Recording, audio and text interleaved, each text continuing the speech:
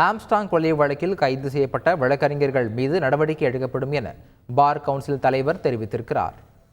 தமிழ்நாடு மற்றும் பாண்டிச்சேரி பார் கவுன்சிலின் தலைவர் அமல்ராஜ் செய்தியாளர்களை சந்தித்தார்.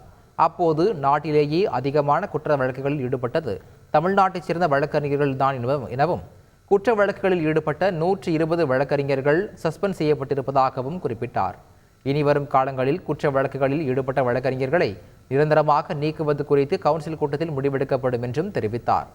மேலும் ஆம்ஸ்ட்ராங் கொலை வழக்கில் கைது செய்யப்பட்ட வழக்கறிஞர்கள் குறித்து காவல்துறையின் அறிக்கை கிடைத்த பின்னர் அவர்கள் மீது நடவடிக்கை எடுக்கப்படும் எனவும் தெரிவித்தார். குற்ற பின்னணி இல்லாத வழக்கறிஞர்கள் மட்டுமே பார் கவுன்சிலில் பதிவு செய்யப்படுவதாக அமல்ராஜ் தெரிவித்தார்.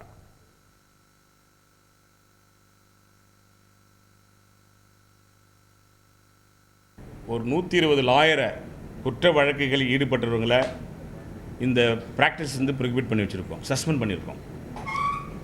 எந்த வழக்கறிஞரும் குற்ற செயலில் ஈடுபட்டால் அவர்கள் கடுமையான நடவடிக்கை எடுக்கப்படும் என்று ஏற்கனவே பார் கவுன்சில் எச்சரித்துள்ளது.